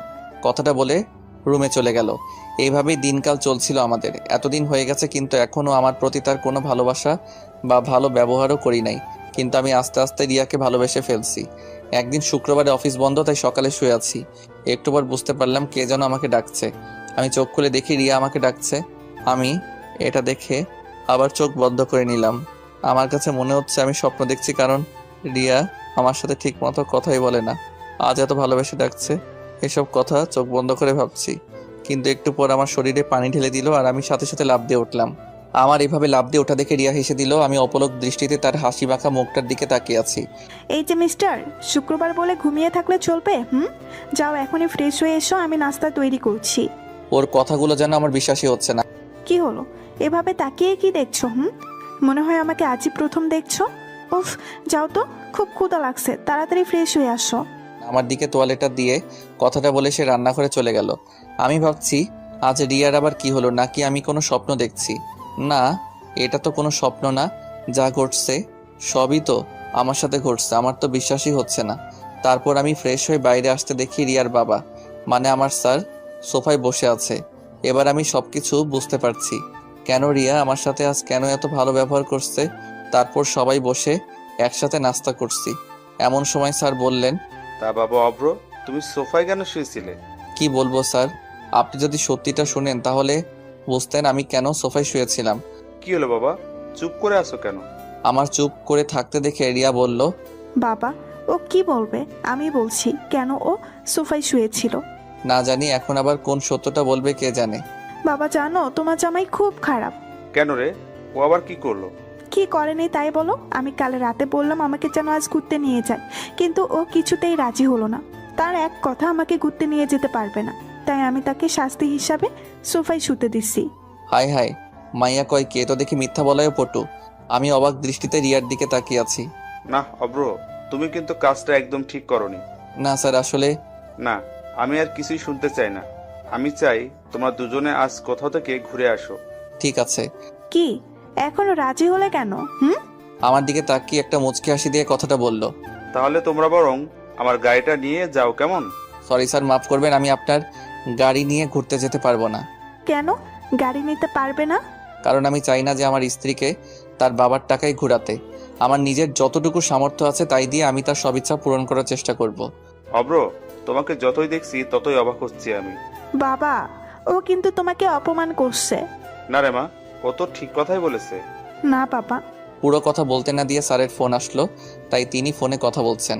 কথা বলা শেষ করে স্যার তাকে বললেন, আমি এখন যাই মা, একটু কাজ আছে। আসি বাবা অব্র, ভালো থেকো তোমরা। তারপর স্যার চলে গেলেন। আর রিয়া আমার কাছে এসে, তুমি আমার বাবাকে অপমান করলে কোন সাহসে? আমি তাকে কোনো অপমান করি নাই। তুমি তো বলবেই ছোট লোক কোথাকার, একটা গাড়ি কেনার ক্ষমতা নাই। আর তাছাড়া তুই কোনোদিন এই গাড়িতে উঠেছিস বলে মনে হয় না। আর তুই কিনা আমার বাবার মুখের উপরে না বলে দিলি। রিয়া, তুমি কিন্তু একটু বেশি বুঝছো। আমি কিন্তু তাকে কোনো অপমান করে কথাগুলো বলি নাই। তুই অপমানের কি বুঝিস? হ্যাঁ, তোর মা বাবাকে যদি কেউ বলতো তাহলে তুই বুঝতি অপমান কাকে বলে। রিয়া আমার, তুমি কিন্তু কিন্তু কি? ও, আমি তো ভুলেই গেছিলাম, তোর তো মা বাবারই ঠিক নাই। রিয়া জোরে চিৎকার করে উঠে রিয়াকে চড় মারলাম। কি করব, রাগটাকে আর কন্ট্রোল করতে পারলাম না। কি শুরু করছো? কিছু বলছি না বলে তখন থেকে বাজে কথা বলে যাচ্ছ। নিজেকে কি মনে করো? হ্যাঁ। দেখলাম রিয়ার কোনো কথাই বলছে না, তার দুই চোখ বেয়ে পানি পড়ছে এবং আর কিছু না বলে সোজা রুমে গিয়ে দরজা লাগিয়ে দিছে। তারপর আমিও তাকে কিছু না বলে বাইরে চলে গেলাম। তারপর যখন মাথা একটু ঠান্ডা হলো তখন ভাবতে লাগলাম রিয়া আবার খারাপ কিছু করে না বসে। তাই আমি তাড়াতাড়ি বাসায় গেলাম। বাসার ভেতরে ঢুকে দেখি রুমের দরজা বন্ধ এবং ভিতর থেকে কান্নার আওয়াজ শোনা যাচ্ছে। তার মানে রিয়া এখনো কান্না করছে। আমি দরজায় শব্দ করলাম, সাথে সাথে কান্নার আওয়াজ থেমে গেল, কিন্তু দরজা খুলল না। বুঝতে পারলাম সে আমার প্রতি রাগ করে আছে। আমি কয়েকবার ডাকার একটু পর দরজা খোলার শব্দ শুনতে পেলাম। আমি রিয়ার দিকে তাকাতেই সে আবার খাটে গিয়ে শুয়ে পড়লো। তারপর আমি তার কাছে গিয়ে বললাম, আই এম সরি। আসলে তখন ওভাবে তোমার গায়ে হাত তোলা আমার একদম উচিত হয়নি। প্লিজ তুমি আমাকে মাফ করে দাও। তুমি কেন মাপ চাচ্ছ? মাপ তো আমার চাওয়া উচিত। আসলে ভুলটা তো আমার ছিল, তুমি বরং আমাকে মাফ করে দাও। প্লিজ তুমি মাফ চেও না। তারপরেও তুমি আমাকে মাফ করে দাও প্লিজ। আচ্ছা যাও, মাফ করে দিলাম। কিন্তু ম্যাম, আপনি কি আমায় মাফ করছেন? হ্যাঁ, করেছি। না, রিয়ার এই হাসি দেখে ওর প্রেমে পড়ে গেলাম। মেয়েটা হাসলে আসলে অনেক সুন্দর দেখা যায়। তারপর আমি ঘুমাতে গেলাম। শুয়ে শুয়ে ভাবছি রিয়া আমার সাথে এই প্রথম হেসে কথা বলল। এমন করে যদি প্রত্যেক দিন ও কথা বলতো, কিন্তু কি হবে, এভাবে হেসে কথা বলে আর তো কিছুদিন পর ওর সাথে আমার ডিভোর্স হয়ে যাবে। এই কথাটা ভেবেই মনটা খারাপ হয়ে গেল। সকালে ঘুম থেকে উঠে রিয়ার দিকে তাকিয়ে দেখি ওর মুখটা একদম লাল হয়ে আছে। কাল রাতের চরের দাগ এখন স্পষ্ট বোঝা যাচ্ছে। ওর মুখে দাগ দেখে নিজের প্রতি খুব রাগ হলো। ইচ্ছা করছে ওর মুখটা আলতো করে ছুঁয়ে দেই, কিন্তু তা করা যাবে না। যদি ওর মুখে হাত দেওয়ার সময়ও জেগে যায় তাহলে তো খুব রেগে যাবে। এই রে, অফিসে দেরি হয়ে যাচ্ছে, এখন আর নাস্তা বানানোর সময় নাই। তাই তৈরি হয়ে বেরিয়ে পড়লাম। আমি আমার কেবিনে বসে কাজ করছি, এমন সময় মেঘা এসে, আসতে পারি? আরে তোমরা আসার জন্য আবার পারমিশন লাগে নাকি? আসো। এরপর মেঘা ভিতরে এসে আমায় বলে, চলুন বাইরে যাই। এখন বাইরে? হ্যাঁ। না, আপনি যান, আমার কাজ আছে। তাহলে চলুন অফিসের ক্যান্টিন থেকে ঘুরে আসি। তা যাওয়া যায়। আমারও সকালে তাড়াতাড়ি কারণে নাস্তা করা হয় নাই। আমি জানি তো। তুমি কি করে জানো? আপনার মুখ দেখেই বোঝা যাচ্ছে। ও তাই নাকি? এত কথা না বলে চলো তো। তারপর আমি আর মেঘা দুইজনে নাস্তা করতে চলে গেলাম। নাস্তা করার এক পর্যায়ে মেঘা বলল, আচ্ছা অব্র, আমি দেখতে কেমন? কি হলো, বলছো না যে? কি বলবো? উফ, যা জানতে চাইছে তাই বলো। সত্যি কথা বলতে তুমি দেখতে খুবই সুন্দর। সত্যি? আরে হ্যাঁ। নাস্তা শেষে আমি আবার আমার কাজ করছি। অফিস ছুটি হওয়ার পর আমি সোজা আমার বাসায় চলে আসি। কলিং বেল দিতেই বরাবরের মতো রিয়া এসে দরজা খুলে দিয়ে চলে গেল। তারপর আমি ফ্রেশ হয়ে বাইরে বের হতেই রিয়া আমার দিকে অগ্নি দৃষ্টিতে তাকিয়ে আছে। আর তার এইভাবে তাকিয়ে থাকা দেখে আমি মনে মনে ভাবতে লাগলাম, আমি তো আজ এমন কোনো কাজ করি নাই যে রিয়া আমার প্রতি এভাবে রেগে থাকবে। তারপরও আমি ভয়ে ভয়ে জিজ্ঞাসা করলাম, ওভাবে আমার দিকে তাকিয়ে আছো কেন? কেন তাকিয়ে আছি তুমি বুঝতে পারছো না? না। বাসায় যে তুমি ছাড়া অন্য একজন মানুষ থাকে তুমি জানো না? অন্য কে থাকে আবার? কি, অন্য কেউ থাকে না? তাহলে আমি কে? বারে, তুমি অন্য একজন হবে কেন? এটা তো তোমারও বাসা, তাই না? তুমি তো আমাকে অন্য একজন মনে করো। আমি যে এই বাসাতে থাকি সেটাও তুমি ভুলে গেছো? কি বলছো এসব তুমি? ঠিকই তো বলছি। তাহলে তুমি আমার জন্য সকালের নাস্তা দিয়ে যাওনি কেন? তুমি জানো না আমি রান্না করতে পারি না? তুমি তো বাইরে থেকে খাবার নিয়ে আসো, তাই আমি। তাহলে এর আগে যে নাস্তা বানিয়ে রেখে যেতে, সেগুলো কার জন্য রেখে যেতে? চুপ করে দাঁড়িয়ে না থেকে খাবারের ব্যবস্থা করো। সকাল থেকে কিছুই খাই নাই, আমার খুব ক্ষুধা লাগছে। কি বলো তুমি এসব? সকাল থেকে কেন না খেয়ে আছো? তোমার প্রতি রাগ করে, তাই ভাবলাম যতক্ষণ না তুমি রান্না না করছো ততক্ষণ পর্যন্ত আমি কিচ্ছু খাবো না। আমার প্রতি কেন রাগ করে না খেয়ে থাকবে? না, তোমাকে বুঝতে হবে না। কেন কেন? যাও, তোমাকে আমার জন্য রান্না করতে হবে না, খাবো না আমি। এই কথা বলে আবার রাগ করে রুমে চলে গেল। হঠাৎ রিয়ার কি হলো যে আমার সাথে এত ভালো ব্যবহার করছে? মনে হয় ও ভেবেছে আর তো মাত্র কটা দিন আছে আমার সাথে থাকবে, তাই হয়তো আমার প্রতি দয়া দেখাচ্ছে। না, এসব আমি কি ভাবছি আবোল তাবোল। যাই এখন রান্নাঘরে গিয়ে রিয়ার ফেভারিট কিছু রান্না করে নিয়ে আসি। এই যে আমি তো রিয়ার কি কি পছন্দ তাই জানি না, এখন কি করি? অনেক ভাবার পর একটা বুদ্ধি মাথায় এলো, দেখি কাজে লাগিয়ে দিলাম ফোন স্যারকে, মানে রিয়ার বাবাকে। আরে অভ্র বাবা যে, কেমন আছো? জি স্যার, ভালো আছি, আপনি কেমন আছেন? আমিও ভালো আছি। আর শোনো, কথায় কথায় এত স্যার করো কেন? আমি তোমার অফিসের বস, কিন্তু এখন তো তুমি অফিসে নাই যে স্যার বলবে, তাই এখন থেকে বাবা বলে রাখবে, কেমন? Okay sir. আবার স্যার? সরি বাবা। এখন ঠিক আছে। তা জামাই, কি করতে রাতে ফোন দিলে? না মানে আপনার মেয়ে কি কি খেতে ভালোবাসে তা যদি একটু বলতেন। কেন, তুমি আবার আমার মেয়ের জন্য রান্না করবে নাকি? এই তো এই আর কি। আচ্ছা বলছি, শোনো। তারপর স্যারের কাছ থেকে রিয়ার প্রিয় খাবারের নাম জেনে সেটা রান্না করতে লাগলাম। জানি না কতটুকু ভালো হবে। রান্না শেষ করে টেবিলে সবকিছু সাজিয়ে রেখে রিয়াকে ডাকতে গেলাম। রিয়া, রান্না শেষ করে তাড়াতাড়ি খেতে আসো। আমি খাবো না। প্লিজ রাগ করো না, এসো খাবার খেয়ে নাও। বললাম না আমি খাবো না। আর তুমি এখান থেকে যাও তো, বিরক্ত করো না। আচ্ছা ঠিক আছে, তোমাকে আর বিরক্ত করব না। এই কথা বলে যেই অন্যদিকে ঘুরবো তখনই দরজা খুলে রিয়া চলে আসলো। তারপর আমার সাথে কোনো কথা না বলে সোজা খাবার টেবিলে গিয়ে বসে পড়লো। আর আমি তাকে খাবার বেড়ে দিয়ে বললাম, এই নাও তোমার প্রিয় খাবার। ওয়াও, এটা যে আমার প্রিয় তুমি জানলে কি করে? সেটা জেনে কি করবে, তুমি বরং খেয়ে দেখো কেমন হয়েছে। তারপর রিয়া খাবার মুখে দিয়ে আমার দিকে রাগীভাবে তাকালো। এটা দেখে আমি বুঝতে পারলাম খাবার বেশি ভালো হয়নি। এই খাবার তুমি বানিয়েছো? হ্যাঁ। সত্যি বলছো তো? আমি জানি বেশি ভালো হয় নাই। এই কথাটা বলে মাথা নিচু করে আছি, তখনই রিয়া জোরে জোরে হাসি দিয়ে বলে, আরে বোকা, কে বলছে খারাপ হয়েছে? খাবারটা অনেক অনেক ভালো হয়েছে, মনে হচ্ছে পুরো রেস্টুরেন্ট থেকে আনা। সত্যি বলছো? একদম সত্যি বলছি, তুমি নিজেই খেয়ে দেখো। না তুমি খাও, তারপর আমি খাবো। না, তা হবে না, আমরা একসাথে খাবো। তারপর আর কি করার, একসাথে খাওয়া শেষ করে ঘুমাতে গেলাম। ঘুম থেকে উঠে রিয়ার দিকে তাকিয়ে আসছি, কেন জানি না ওর দিকে তাকিয়ে থাকতে আমার খুব ভালো লাগছে। তারপর অফিসে চলে আসলাম। আজ একটু কাজ কম, তাই বিকালে ছুটি দিয়ে দিল। অফিস থেকে বের হতে মেঘা এসে বলে, আজ তো তাড়াতাড়ি ছুটি হয়ে গেল, চলুন কোথাও বসে চা বা কফি খাওয়া যাক। এই বিকালে মন্দ হয় না। তারপর আমি আর মেঘা একটা কফি শপে আসলাম। কফি শপে ভিতরে গিয়ে বসতে দেখি আমার সামনে টেবিলে রিয়া আর কিছু মেয়ে, মনে হয় রিয়ার বন্ধু হবে। তারপর মেঘা বলল, তোমার জন্য কি অর্ডার করব? যেটা তোমার ভালো লাগে সেটাই অর্ডার করো। আমি আর চোখে রিয়ার দিকে তাকিয়ে দেখি রিয়া বারবার আমার দিকে তাকাচ্ছে এবং আমার সাথে মেয়েটাকে তাকে দেখার চেষ্টা করছে, কিন্তু পারছে না, কারণ মেঘা মুখোমুখি হয়ে বসেছিল। কফি চলে এলো, আমি আর মেঘা কফি খাচ্ছি আর গল্প করছি। আমি এমনভাবে আছি যে আমি রিয়াকে দেখি নাই। আমি একবার রিয়ার চোখের দিকে তাকিয়ে দেখি সে পুরো রেগে গজগজ করছে। আমাদের কফি খাওয়া শেষ হলে আমরা চলে যাওয়ার জন্য বাইরে এলাম। আমি বুঝতে পারছি আমার পেছন পেছন রিয়াও আসছে। আমি সেটা দেখে মেঘাকে বললাম, মেঘা চলো ওদিকটাই যাই, ওখানে একটা সুন্দর পার্ক আছে। চলো তাহলে। তারপর দুইজনে একটা রিকশায় চড়ে রিয়ার সামনে দিয়ে চলে গেলাম। ঘোরা শেষ হলে রাতে বাসায় ফিরলাম। বাসায় এসে দেখি দরজাটা আগে থেকেই খোলা, তাই আমি ভেতরে প্রবেশ করি। একটু পর রিয়া আমার কাছে এসে বলে, কোথায় ছিলে এত সময়? কোথায় থাকবো, আবার অফিস ছিলাম। তোমার অফিস তো অনেক আগেই ছুটি হয়ে গেছে, এত সময় কোথায় ছিলে? বন্ধুদের সাথে ছিলাম। ও আচ্ছা, তা মেয়েটা কে শুনি? কোন মেয়ে? এই যে যার সাথে কফি শপে এত হাসাহাসি করে কথা বলছো। তুই জানলে কিভাবে যে আমি কার সাথে বসেছিলাম? তা আমি দেখেছি তোমাদের দুজনকে। তাই নাকি? এখন বলো মেয়েটা কে? আমার ফ্রেন্ড বলতে পারো। তোমার ফ্রেন্ড হলে সেদিন আসলো না যে? এই তো কিছুদিন হলো ওর সাথে পরিচয়টা। ছি, তোমার লজ্জা করে না? ঘরে বউ থাকতে তুমি। ওয়েট, বউ মানে কি তোমার কথা বলছো? তার কার কথা বলবো শুনি? তোমার সাথে তো আর কয়েকদিন পর ডিভোর্স হয়ে যাবে, আর তাছাড়া তুমি তো আমাকে দুই চোখে দেখতে পারো না। দেখলাম রিয়া আমার কথাগুলো শুনে কিছুটা চুপ হয়ে গেল। তারপর আবার বলল, ডিভোর্স তো এখনো হয়নি, যতদিন না হয় ততদিন তো আমিই তোমার বউ। কথাটা বলার সময় দেখলাম ওর চোখের কোণে পানি। তবে কি রিয়াও আমাকে ভালোবাসতে শুরু করেছে? কথাটা ভেবেই নিজের অজান্তে মুখে হাসি ফুটে উঠল। পরের দিন দুপুরে অফিসে বসে কাজের ব্যাপারে মেঘার সাথে কথা বলছি, এমন সময় দেখি রিয়া আসলো। ও ভেতরে এসে মেঘাকে দেখে আমার দিকে রাগী ভাব নিয়ে তাকিয়ে আছে। তারপর আমি মেঘাকে বললাম, তুমি এখন যাও, আমি তোমাকে পরে ডেকে নিব। মেঘা চলে যাওয়ার পর আমি রিয়াকে বললাম, তুমি হঠাৎ এখানে? কেন আসতে পারি না? না, তা পারবে না কেন? এটা তো তোমারই অফিস। আমি না আসলে হয়তো বা ভালোই হতো। কেন? এই যে তোমাদের কথা বলার সমস্যা করলাম। তা অবশ্যই ঠিক। কি বললে তুমি? ওই কিছু না তো। না, তুমি কিছু একটা তো বলছো। আরে না, কিছুই বলি নাই।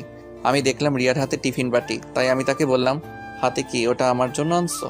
এনেছিলাম একজনের জন্য, কিন্তু সে তো খুব ভালোই আছে। কথাটা বলে রিয়া চলে গেল। আমি পেছন থেকে এত ডাকার পরও শুনলো না, চলে গেল। তারপর আমি কেবিনে বসে আছি, এমন সময় মেঘা এসে বলে, অভ্র, মেয়েটা কে? কেন, তুমি জানো না? জানলে তোমায় জিজ্ঞেস করতাম নাকি? ও হচ্ছে আমাদের অফিসের বসের মেয়ে আর আমার স্ত্রী। কি, তোমার স্ত্রী? হ্যাঁ। কই, আগে তো বলো নাই কখনো। তুমিও তো জানতে চাও নাই। ও আচ্ছা। কি ব্যাপার, তোমার চোখে পানি কেন? কই পানি? বলে নিজের হাত দিয়ে চোখটা মুছলো।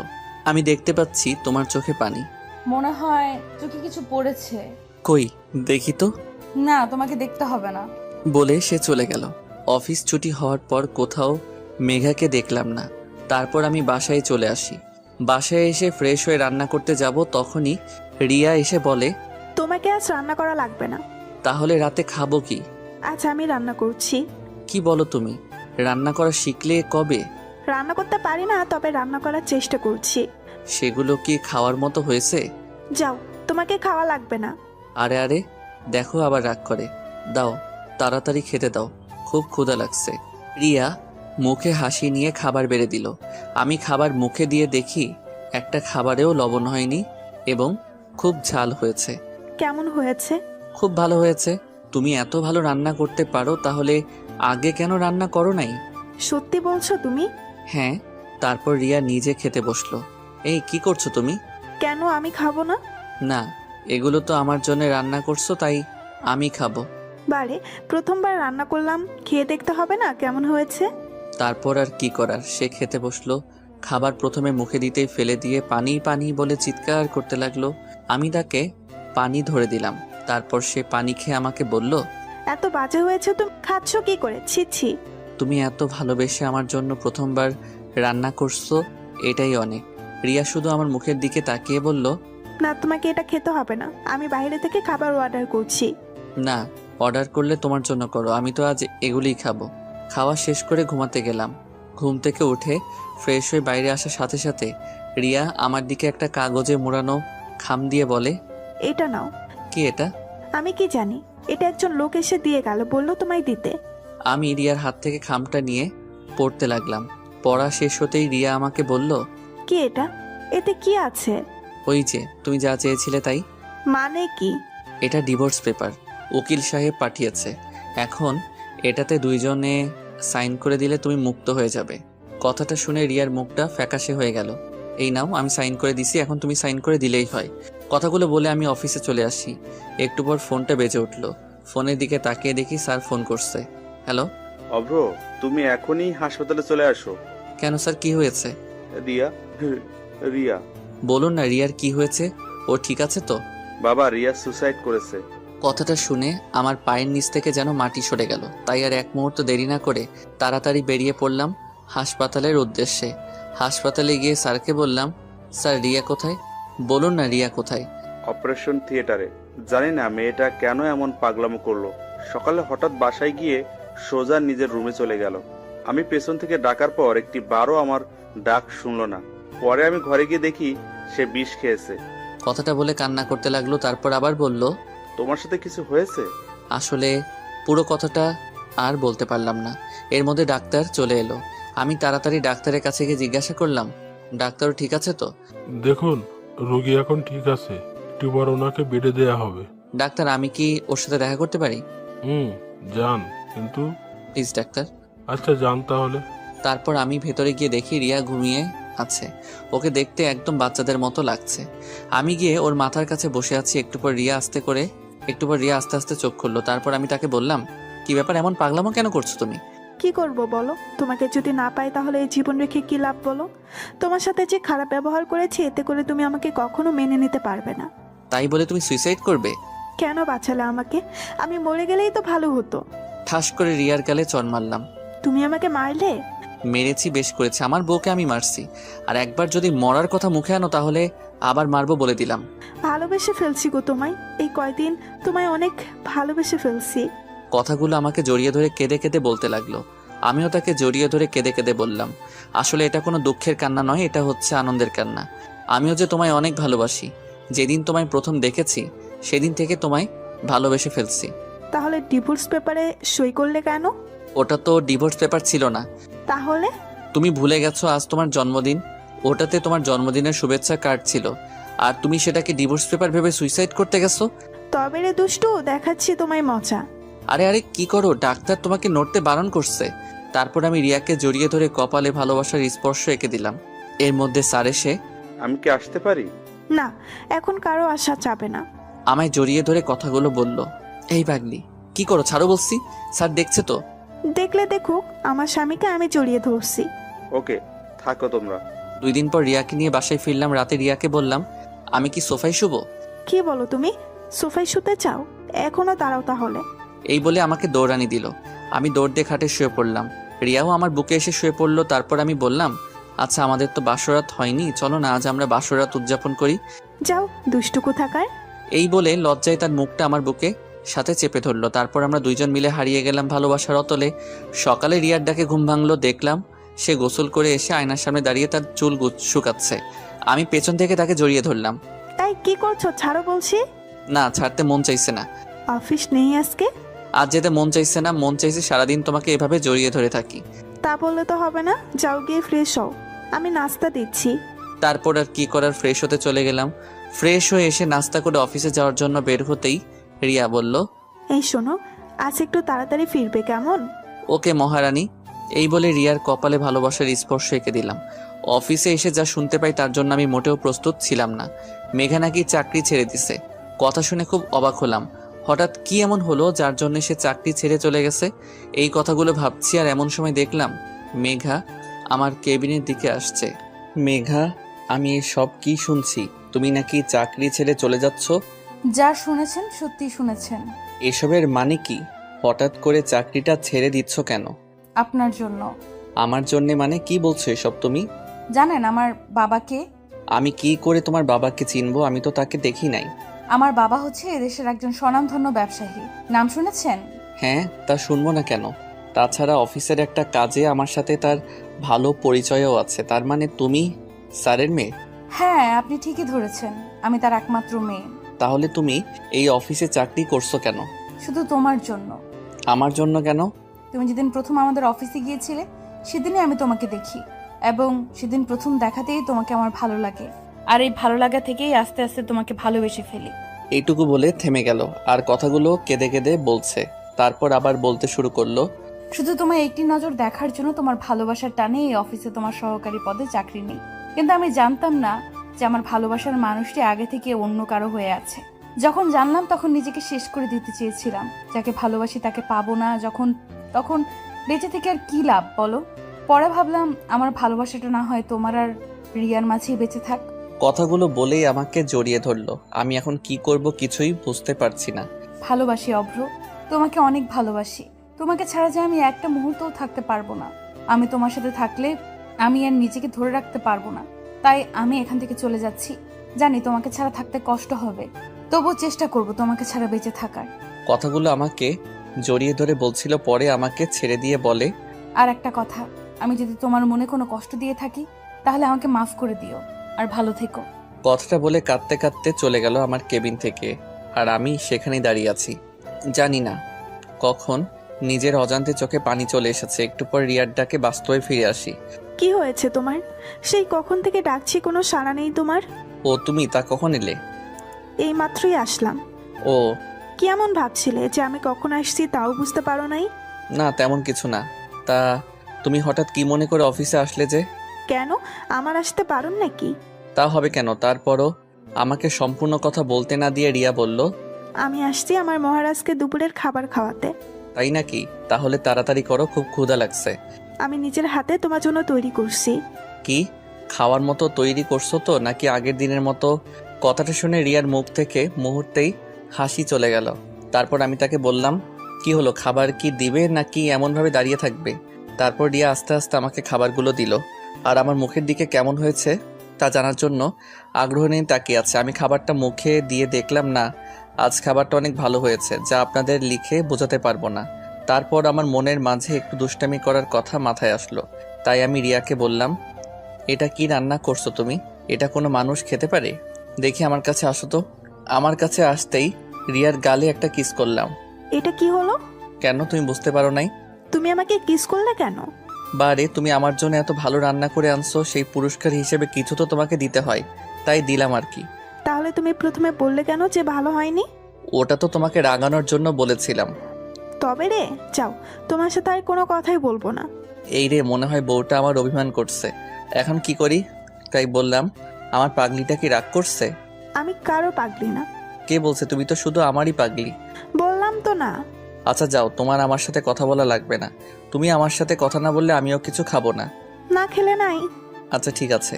কথাটা বলে যে উঠতে যাব তখনই রিয়া আমার হাতটা ধরে বলে, এই, কোথায় যাও? হ্যাঁ, চুপ করে বসো এখানে। না আমি খাবো না। তুই খাবি না তো তোর শ্বশুর খাবে। ভালো তো, তাহলে তাকেই ডেকে এনে খাওয়াও।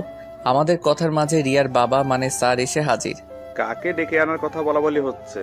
এই তো রিয়া নিজের হাতে রান্না করে আনছে, তো তাই আপনাকেই ডেকে আনার কথা বলা হচ্ছিল। বলো কি, রিয়া মা আবার রান্নাও করতে পারে? হ্যাঁ। তাহলে তো খেতেই হবে। বাবা, তুমিও বসো, আমি তোমাকে খাবার দিচ্ছি। তারপর আমরা সকলে একসাথে দুপুরের খাবার খেলাম। খাওয়া শেষ করে স্যার চলে গেলেন। আর আমি রিয়াকে বললাম, রিয়া আমার না এখন মিষ্টি খেতে মন চাইছে। এখন মিষ্টি কোথায় পাবো? তুমি চাইলে মিষ্টি খাওয়াতে পারবে। ইশারা করে কথাটা বললাম। এই, একদম না। আমি আস্তে আস্তে রিয়ার কাছে যাচ্ছি আর সে একটু একটু করে পেঁচাচ্ছে। দেখো, একদম কাছে আসার চেষ্টা করবে না। তারপর রিয়া দেওয়ালের সাথে আটকে গেল। আমি কাছে যেয়ে ওর হাত দুটো চেপে ধরলাম। রিয়ার মুখের দিকে তাকিয়ে দেখি সে দু চোখ বন্ধ করে আছে এবং তার ঠোঁট দুটো কাঁপছে। এরপর আমাদের চার ঠোঁট একসাথে মিশে একাকার হয়ে গেল। আচ্ছা চলো, এখন আমাকে নিয়ে তুমি ঘুরতে যাবে। না এখন পারবো না, অনেক কাজ বাকি আছে। কি বললে তুমি? তুমি এখন বাসায় যাও, আমরা না হয় অন্য কোনো দিন ঘুরতে যাব, কেমন? না, আজই ঘুরতে যাবে, আর এখনই যাব। দেখো পাগলামি করে না, এখন ছুটি চাইলে বস ছুটি দিবে না। বাহ, ভালো কথা মনে করিয়ে দিলা তো। অফিসের বসকে তুমি কি তা ভুলে যাচ্ছ? এই রে, কি বলতে কি বলে দিলাম। দেখলাম রিয়া আমার কেবিন থেকে হনহন করে বাইরে চলে গেল। আমি ভাবলাম হয়তোবা রাগ করে বাসায় চলে গেছে। আমার ভাবনাকে ভুল প্রমাণ করে দিয়ে আবারও রিয়ার আগমন, কিন্তু এবার সে একা আসেনি, তার সাথে তার বাবা মানে বসও এসেছে। এসে আমাকে প্রশ্ন, কি ব্যাপার অব্র, তোমার কি এমন কাজের চাপ? না মানে। হয়েছে, আর মানে মানে করতে হবে না। যাও, রিয়াকে নিয়ে কোথাও ঘুরে আসো। আচ্ছা স্যার। আমি রিয়ার দিকে তাকিয়ে দেখি রিয়া মিটমিট করে হাসতেছে। আর শোনো, যত কাজই থাকুক না কেন, আমার রিয়া মা ডাকার সাথে সাথেই চলে যাবে কিন্তু। এই কথা বলে স্যার চলে গেলেন। তারপর রিয়া আমার কাছে এসে বলে, কি এবার যাওয়া যাবে নাকি আবারও বাবাকে ডাকতে হবে? এই না না, ডাকতে হবে না, চলো যাচ্ছি। তারপর আমরা দুইজন অফিসের সামনে দাঁড়িয়ে আছি। যাও, রিক্সা ডাকো। রিয়ার কথা শুনে আমি তার দিকে অবাক হয়ে তাকিয়ে আছি। কি হল, এমন করে তাকিয়ে আছো কেন? বললাম না রিক্সা ডাকতে। তুমি যাবে রিক্সায়? হ্যাঁ যাব। কেন, কি হয়েছে? তোমার না রিক্সায় উঠতে ভালো লাগে না? এখন ভালো লাগে। তুমি কি ডাকবে নাকি আমিই ডাকবো? এই না না, ডাকছি, তুমি একটু দাঁড়াও। তারপর আমরা দুইজন রিক্সাতে করে একটা পার্কের উদ্দেশ্যে যাচ্ছি। আর রিয়া আমার একটা হাত ধরে কাঁধে মাথা দিয়ে আছে। অফিসের পোশাক পরে কেউ ঘুরতে বের হয়? কেন, কি হয়েছে? এতে আমাকে দেখতে আরো খারাপ লাগছে। আমি তো এটাই চাই। কেন? তুমি যে সুন্দর, তারপর যদি একটু ভালো পোশাক পরে আসো তাহলে তো সব মেয়েরাই তোমার দিকে তাকিয়ে থাকবে। তার জন্য এই পোশাকে পার্কে যাব? হ্যাঁ যাবে। আর এখন কথা না বলে রিক্সা থেকে নামো। রিক্সা থেকে নেমে আমরা দুইজন পার্কে একটা নির্জন জায়গায় গিয়ে বসি। একটু পর হঠাৎ করে রিয়া উঠে হাঁটা শুরু করলো এবং আমাকে বলল, চলো এখান থেকে। কেন, থাকি না, একটু জায়গাটা কি সুন্দর। তোমার কাছে তো সুন্দর লাগবেই, মেয়েরা যে তোমার দিকে তাকিয়ে আছে এই জন্য থাকতে চাচ্ছ, তাই না? আরে কোথায় কোন মেয়ে তাকিয়ে আছে? হইছে, আর নাকামো করতে হবে না। কথাটা বলে রিয়া হাঁটতে শুরু করলো আর আমিও তার পিছু পিছু ছুটছি। আর আমার বউটা কি রাগ করছে? বাহ, আমার বউকে রাগলে এত সুন্দর দেখায় জানতাম না তো। তাহলে আরো আগে এমন রাগাতাম। এবারও রিয়া কিছু বলছে না, চুপ করে শুধু হাঁটতেছে। আমি একটা ছোট বাচ্চাকে দেখে বললাম, এই রিয়া দেখ, বাচ্চাটা কি সুন্দর, একদম কিউটের ডিব্বা। এবার রিয়া দাঁড়ালো, তারপর সেই বাচ্চাটার দিকে তাকিয়ে বলে, সত্যি তোমার বাচ্চা ভালো লাগে? অনেক ভালো লাগে। আমাদেরও এমন একটা কিউট বাচ্চা হবে, তাকে নিয়ে আমরাও এমনভাবে ঘুরতে বের হব, কতই না মজা হবে, তাই না? রিয়ার দিকে তাকিয়ে দেখে সে লজ্জায় পেয়েছে। তারপর ডিনার করে রাতে বাসায় ফিরলাম। কিছুদিন পর, হ্যালো, কোথায় তুমি? কোথায় আবার? অফিসে। এখনই বাসায় আসো তাড়াতাড়ি, খুবই আর্জেন্ট। কেন, কি হয়েছে? উফ, এত কথা বলো কেন তুমি? আসতে বলছি, আসো। আচ্ছা আসতেছি। তারপর আমি তাড়াতাড়ি করে বাসায় গেলাম। খুব টেনশন হচ্ছে, কোনো সমস্যা হলো নাকি, আবার কেন এত আর্জেন্ট বাসায় আসতে বললো। বাসায় পৌঁছে দেখি দরজাটা খোলাই আছে। এটা দেখে তো টেনশন আরও বেড়ে গেল। বাসার ভিতরে ঢুকে রিয়াকে খুঁজতে লাগলাম, কিন্তু কোথাও পেলাম না। অনেক খোঁজার পর পাগলিটাকে ছাদের এক কোণায় পেলাম। কি ব্যাপার, আমাকে এত আর্জেন্ট আসতে বলে তুমি এখানে লুকিয়ে আছো? কি হলো, কিছু বলছো না কেন? বলছি বলছি আগে চোখ বন্ধ করো। কি এমন কথা বলবে যে চোখ বন্ধ করা লাগবে? আহা করো না, তা না হলে আমার কথাটা বলতে লজ্জা করে। আচ্ছা এই নাও, চোখ বন্ধ করলাম, এবার তো বলো। তারপর রিয়া আমাকে জড়িয়ে ধরে আমার কানের কাছে মুখ এনে বলে, তুমি বাবা হতে চাচ্ছ। কি এত খুশির একটা খবর তুমি আমাকে দেরি করে দিলে? যা, আমার লজ্জা করে না বুঝি। তারপর আমি রিয়াকে কোলে করে নিয়ে সারা ছাদ হাঁটছি। এই ছাড়ো, পড়ে যাবো তো। না না, এখন আর ছাড়বো না। তারপর রিয়াকে কোলে নিয়ে ছাদ থেকে ঘরে নিয়ে আসলাম। শোনো, আজ থেকে তুমি আর কোনো কাজ করবে না। আমি কাজ না করলে কে করবে শুনি? কেন আমি করব?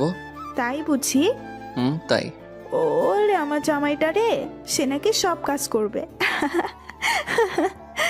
5 বছর পর একটা পার্কে আমি আর আমার 5 বছরের মেয়ে নীলাকে নিয়ে বসে আছি। বাবা, আইসক্রিম কিনে এনে দাও। আমার মামুনিটা আইসক্রিম খাবে, আমি এক্ষুনি এনে দিচ্ছি। যাও নিয়ে আসো। তাহলে তুমি এখানে বসো কেমন, আমি এই যাব আর আসবো। আচ্ছা, তাড়াতাড়ি আসবে।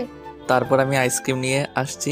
দূর থেকে দেখি নীলার পাশে কে যেন বসে আছে, চেহারা ঠিক বোঝা যাচ্ছে না। আমি কাছে আসতে বড় ধরনের একটা শক খেলাম। এ দেখি মেঘা। মেঘাও আমাকে দেখে অবাক হলো। কেমন আছো অভ্র? ভালো, তুমি কেমন আছো? এই তো আছি কোনো রকম। এটা তোমার মেয়ে নাকি? হ্যাঁ। তোমার মেয়ে দেখতে একদম তোমার মতোই হয়েছে। কি নাম তোমার? আমার নাম নীলা। বাহ, তুমি দেখতে যেমন সুন্দর তোমার নামটাও সুন্দর। বাবা, আইসক্রিম দাও। এই নাও মামুনি। রিয়াকে কোথাও দেখছি না যে। রিয়ার কথা শুনে মনটা খারাপ হয়ে গেল, তাই আমি চুপ করে আছি। কি হলো, চুপ করে আছো যে?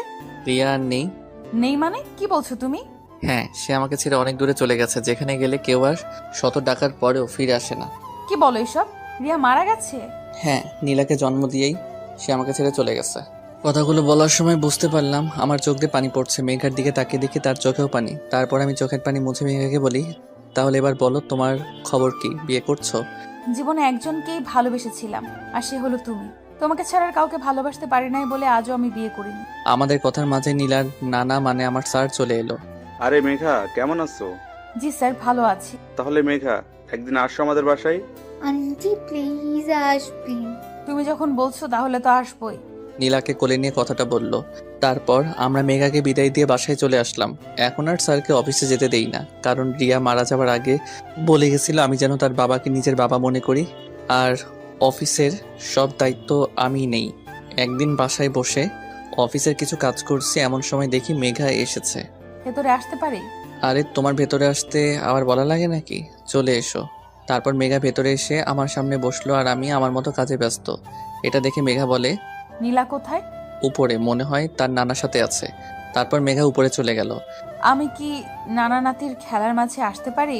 আরে মেঘা, কখন এলে? এই তো কিছুক্ষণ আগে। আন্টি তুমিও আসো আমাদের সাথে খেলবে। মেঘার হাত ধরে টানতে টানতে ভেতরে নিয়ে গেল। হ্যাঁ চলো। আচ্ছা নানা ভাই, তুমি এখন একটু বাবার কাছে যাও, তোমার নীলা আন্টির সাথে আমার একটু কথা আছে। আচ্ছা, তাহলে তোমরা কথা বলো। মেঘা মা, তোমার সাথে আমার কিছু কথা ছিল, যা আমি এখনো অব্রকে বলি নাই। জি স্যার, বলুন। জানো মা, রিয়া যেদিন জানতে পারে সে মা হতে চলেছে, সেদিন জীবনের সবচেয়ে বেশি খুশি হতে আমি তাকে দেখেছি। অব্রকে কিছুদিন কাজের জন্য বাইরে যেতে হয়েছে, তাই রিয়াকে আমার বাসায় রেখে আসে। এটুকু বলে থেমে যায়, তারপর আবার বলতে শুরু করে। একদিন সিঁড়ি দিয়ে নামার সময় হঠাৎ পা পিছলে পড়ে যায়। তারপর তাকে হাসপাতালে নিয়ে আসলাম। ব্যথার যন্ত্রণায় ছটফট করতে থাকে আমার মেয়েটা। ডাক্তারও সবকিছু টেস্ট করে বলে, দেখুন, রোগীর অবস্থা খুবই খারাপ, এখনই তাকে অপারেশন করাতে হবে। আপনি এখানে একটা সই করে দিন। তারপর আমি কাগজটায় সই করে দিলাম। কিন্তু ব্যথায় যন্ত্রণায় ছটফট করতে থেকে রিয়া বলে, বাবা, আমার একটা কথা রাখবে? কি কথা মা, বল। তোর সব কথাই আমি রাখবো। যদি আমি অপারেশন থিয়েটারে মারা যাই, তাহলে শুভ্রকে তুমি আবার মেঘার সাথে বিয়ে দিও। মেঘা শুভ্রকে খুব ভালোবাসে।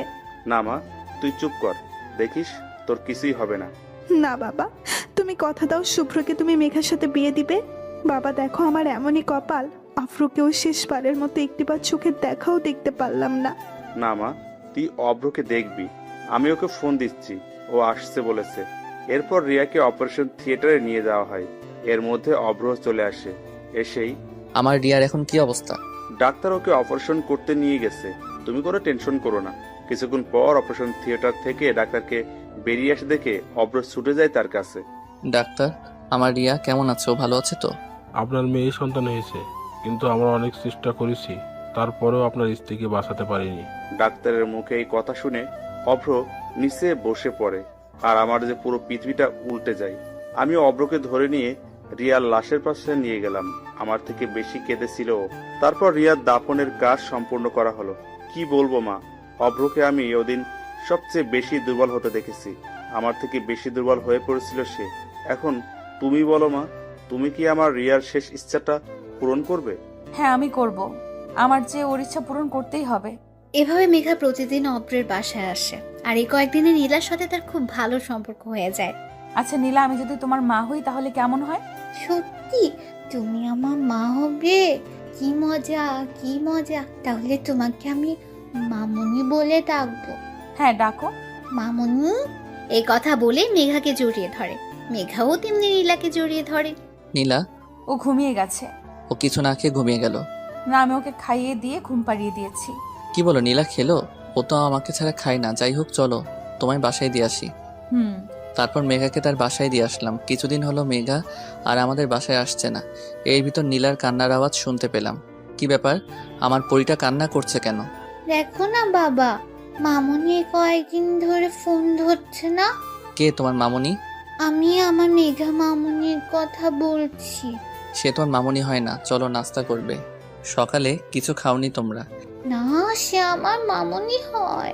আর তুমি আমার মামুনিকে আমার কাছে এনে দাও, তাহলে আমি কিচ্ছু খাবো না।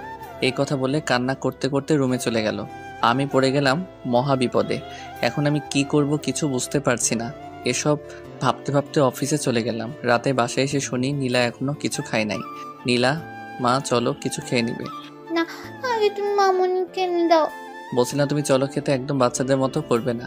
না না, আমি কিচ্ছু খাবো না। নীলাকে একটা চড় মারলাম। এ কি করলে অভ্র? মা মরা মেয়েটার গায়ে তুমি হাত তুললে? না, এ আমি কি করলাম? রাগের মাথায় আমি নীলাকে মারলাম। নীলা কান্না করতেছে। কি ভুল বলছো? জন্ম থেকে কোনোদিন মায়ের আদর পায়নি সে, আর মেঘা তাকে মায়ের আদর দিয়েছে, আর তুমি কি না? সি সি। এই কথা বলে নীলাকে নিয়ে ঘরে চলে গেল। আর আমি এখন কি করব? আমার কি করা উচিত? না, নীলার জন্য হলেও মেঘাকে আনতে হবে। তারপর আমি মেঘার বাসায় গেলাম। কলিং বেল বাজতে মেঘা এসে দরজা খুললো। আরে তুমি এখানে এত রাতে আমার বাসায়? তুমি এ কয়দিন আমার বাসায় যাওনি কেন? বাবা আমার বিয়ে ঠিক করেছে, তাই আর বাসা থেকে বের হই না। মিথ্যে কথা বলছে, কারণ নীলা তাকে আগেই সব বলে দিয়েছে। অব্রের যাওয়ার কথা, এটা তাদের দুজনের প্ল্যান করা। তোমার বিয়ে, আর তুমি বিয়েতে রাজি হয়ে গেলে? আর কতদিন এভাবে থাকা যায় বলো? ও আচ্ছা। বলে চলে আসতে গিয়ে আবার মেঘাকে বললাম, তোমার সাথে আমার কিছু কথা আছে। বলো। তুমি না এই বিয়েটা করো না? কেন করব না? কখনো ভাবিনি এই কথাগুলো আবারও কাউকে বলতে হবে, তারপরও আজ বলতে হচ্ছে। নীলা চাই, তার জন্য আমি মা নিয়ে আসি। কিন্তু সে মা হিসেবে তোমাকে চেয়েছে, তাই হবে কি তুমি আমার নীলার মা? হবে কি তুমি আমার বাকি জীবন পথ চলার সাথী? হবে কি তুমি আমার পুরো কথা বলতে না দিয়ে মেঘা কান্না করতে করতে আমাকে জড়িয়ে ধরে? হ্যাঁ আমি হতে চাই তোমাদের দুজনের সুখ দুঃখের সাথী। তারপর পেছন থেকে জোরে হাততালির আওয়াজ শুনতে পাই। পেছন ফিরে দেখি নীলা আর স্যার মানে মেঘার বাবা দাঁড়িয়ে আছে। মেঘা লজ্জা পেয়ে আমাকে ছেড়ে দিল, আর নীলা দৌড়ে আমাদের দিকে আসছে। এসে আমাদের দুজনকে জড়িয়ে ধরলো। তাহলে বিয়ের কাজটা আজকেই সেরে নেওয়া যাক। তারপর কাজী অফিসে গিয়ে আমার আর মেঘার বিয়ে হলো। বাসর ঘরে ঢুকে দেখি মেঘা ঘুমটা দিয়ে বসে আছে। আমি তার পাশে গিয়ে বসলাম। একটু পর দরজায় শব্দ হলো, তাই আমি গিয়ে দরজাটা খুলে দিলাম। দরজা খুলতে নীলা দৌড় দিয়ে রুমে প্রবেশ করলো। এসেই, মামুনি, আমিও তোমার সাথে ঘুমাবো। হ্যাঁ মা, তুমি আজ আমাদের সাথেই ঘুমাবে। বাবা, তুমি এপাশে ঘুমাও, আর মামুনি তুমি এপাশে ঘুমাও। আমি তোমাদের মাঝখানে ঘুমাবো। ওকে আমার প্রিন্সেস। তারপর আমার আর মেঘার মাঝে শুয়ে পড়ে নীলা। এভাবে খুব ভালোভাবে চলছে আমাদের সংসার।